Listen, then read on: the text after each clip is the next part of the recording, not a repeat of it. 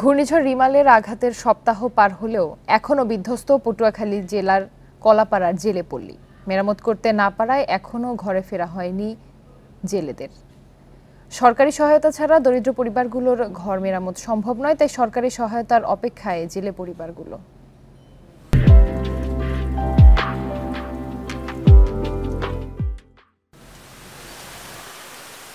পটুয়াখালীর কলাপাড়া উপজেলার লতাচাবলি ইউনিয়নের খাজুড়া গ্রামের এই ঘরটি দেখলে বোঝার বাকি থাকে না ঘূর্ণিঝড় রিমাল লণ্ডভণ্ড করে গেছে গোটা গ্রাম।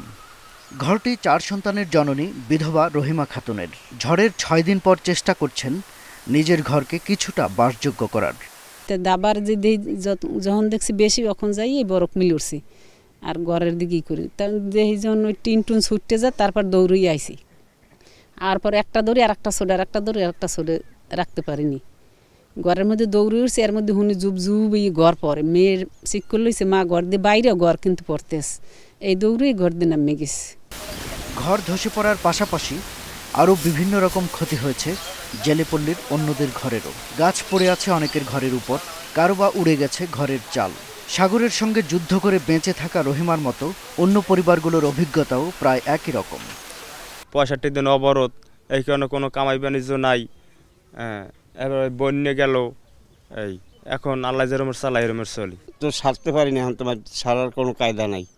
ব্যবসা বাণিজ্য জালে সব শেষ হয়ে গেছে। ঘর নাই, বারান্দা নাই, আইতনে নাই, থার কোনো জায়গা নাই, তকতলাইছে কোনো রকম হাডি।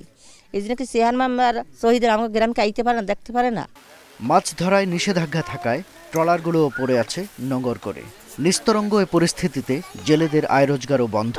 গভীর অনিশ্চয়তার ছাপ তাদের চোখে মুখে। তছনছ হয়ে যাওয়া জেলেপল্লীর বিধ্বস্ত ঘরবাড়ি আঁকড়ে অপেক্ষা সরকারি ত্রাণ সহায়তার।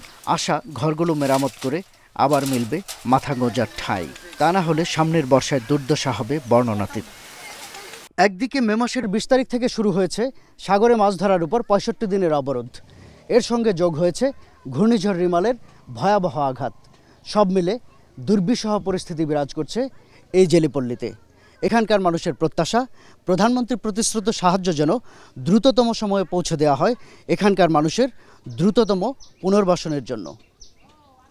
শাহাদাত স্বপন, ইন্ডিপেন্ডেন্ট নিউজ, কলাপাড়া, পটুয়াখালী।